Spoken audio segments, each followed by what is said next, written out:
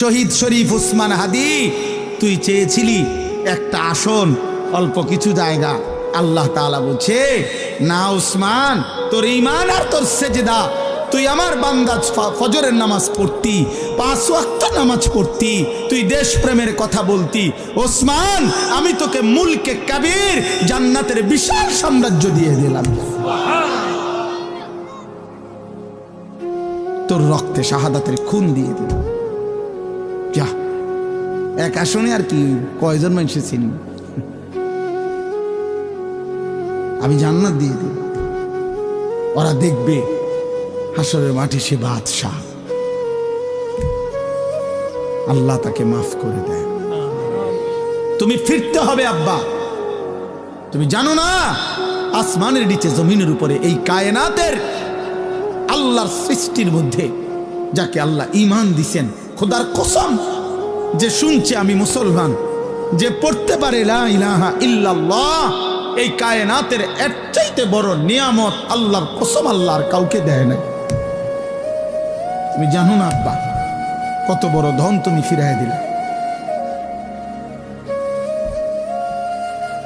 রাসূলুল্লাহ সাল্লাল্লাহু আলাইহি সাল্লাম, আব্বা একটা কথা বলি, একটা ছেলে একটা বাবা ভাইবেন, আল্লাহর নবী সাল্লাল্লাহু আলাইহি সাল্লাম আল্লাহর বন্ধু, আল্লাহর মাহবুব, আল্লাহর হাবিব, আমার আল্লাহর কলিজার টুকরা নবী। আল্লাহ বলছে, বন্ধু আপনার জিহ্বা নড়লে আমার কষ্ট হয়, আপনার জন্য গোটা কায়নাত আমি সাজাইলাম। এমন বন্ধু পর্যন্ত আবু তালেব চাচার জন্য কি পরিমাণ কাঁদছে, 2 হাত উঠাইছে, আল্লাহ আমার চাচারে মাফ করে দেন। খোদার কসম কোরআন শরীফে আছে, আল্লাহ বলছে, বন্ধু না, আমি মাফ করব না, হাত নামান, আমি ঈমান দেব না। কইছি দিতাম না, দিতাম না। আপনি বুঝেন ঈমান কত বড় নিয়ামত, যাকে আল্লাহ দিছে সে বুঝলেন না। যাকে আল্লাহ দেয় নাই কালেমা, তার জন্য খুদ মুহাম্মদুর রাসূলুল্লাহ সাল্লাল্লাহু আলাইহি সাল্লাম চাইও নিতে পারে না। আপনি কেডা? আমি কে? আবু তালেবের জন্য ঈমান নবীজি চান নাই? কথা বলে না, চেয়েছেন কিনা বলেন না, তো নিতে পারছেন? তো এরপরে আল্লাহর প্রিয় আর কে? এর চাইতে বড় হাত কার? এর চাইতে দামি হাত কার? বলেন, কোন হাত নামায় দিছে আল্লাহ?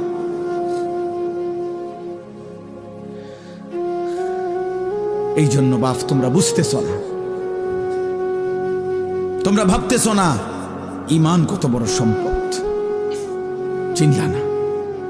আহা, হযরত ইব্রাহিম আলাইহিস সালাম নবীদের মধ্যে সবচেয়ে বেশি পরীক্ষা আল্লাহর জন্য দিছেন, যিনি জীবনটাই যিনি পরীক্ষা দিছেন। নবীদের মধ্যে সবচেয়ে বেশি অঞ্চল হিজরত আল্লাহর দ্বীন প্রচারের জন্য যিনি করছেন, বেশি এলাকা চেঞ্জ করছেন। আল্লাহ কয়দিন পর পরে কইছে, ইব্রাহিম এই জায়গা লারেন, মনে যান, ওইখানে বলে। ইব্রাহিম আলাইহিস সালাম হচ্ছে আসলামতু, মাওলা আমি মেনে নিলাম, মেনে সেই ছোট্টবেলার থেকে আল্লাহ যেন বলতেছে, বন্ধু যান আগুনের কুণ্ডলিতে যান। ইব্রাহিম বলছে, রাজি আমি, আপনার জন্য আগুনে যাব, আপনারে ছাড়বো না। মানে 84 বছর বয়সে ইসমাইলকে যখন দিছে, ছেলেটা একমাত্র প্রথম সন্তান, আল্লাহ বলছে, তাফসিরে আছে, ইব্রাহিম আদর করতে পারবেন না, সাইয়া থাকবেন, চুমা দিবেন না, কোলে নিবেন না।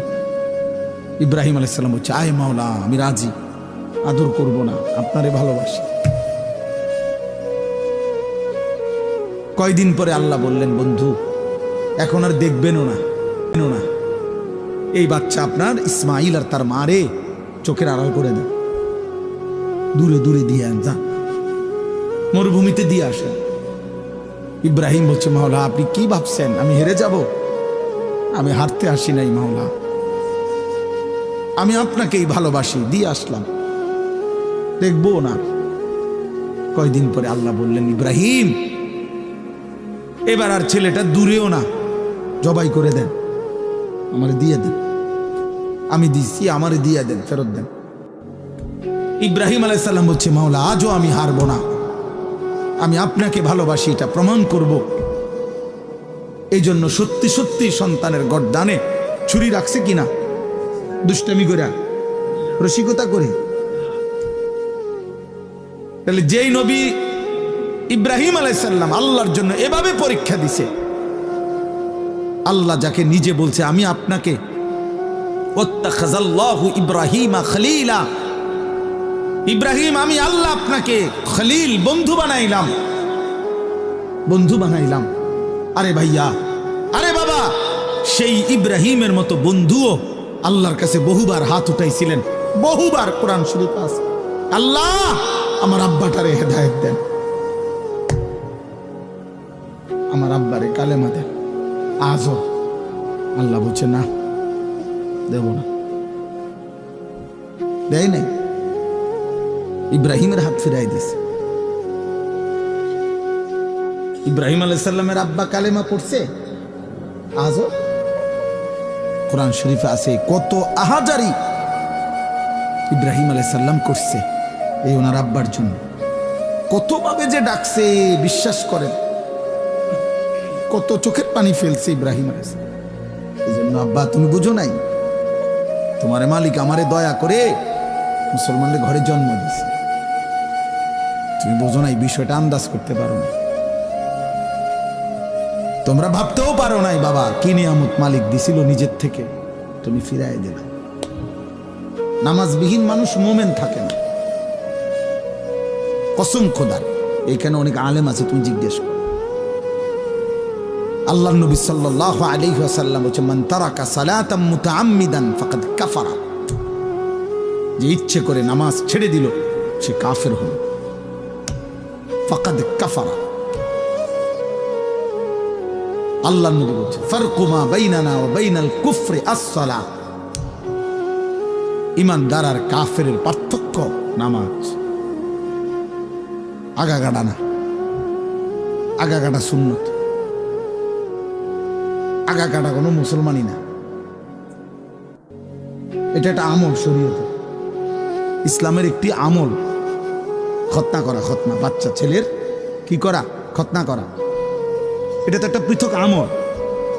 ইসলামের অগণিত আমল আছে, একটা বাচ্চার শুধু খতনা করাই আমল না, একটা বাচ্চার সুন্দর নাম রাখা এটা একটা আমল। একটা বাচ্চাকে কোনো মুরব্বী আল্লাহওয়ালা বুজুর্গ নেককার বান্দা দিয়া, আল্লাহর কোনো প্রিয় বান্দা দিয়ে একটু মধু খেজুর চাবাইয়া তার মুখে দেওয়া, এটা একটা আমল।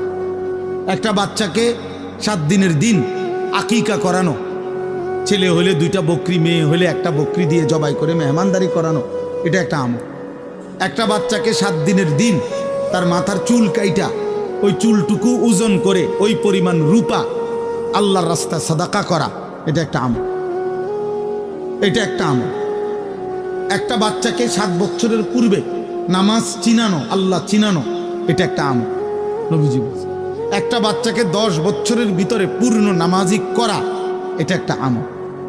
একটা বাচ্চাকে খতনা করা ছেলেকে, এটা একটা আমল। তো এতে বুঝি 10 বছর বয়সে যেদিন খতনা করাইছে হেতে মুসলমান হয়েছে। হ্যাঁ, তো এর আগে হিন্দু আছিল, তো হিন্দু হলে হেতের মসজিদে নিলেন কেন? কথা বলে না কেন?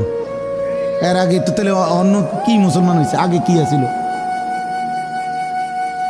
মুসলমানই করাইছে, মানে মুসলমানই আবার করায় কেমনে? মুসলমান করে কেমনে? আবার মুসলমান তো হয় না, এটা তো একটা পরিচয় না। এই জন্য কোন ব্যক্তি ইমানদার না বেঈমান, এটা পার্থক্যের চিহ্ন হলো আল্লাহর নবী বলছে বেটা নামাজ, আসসালাত।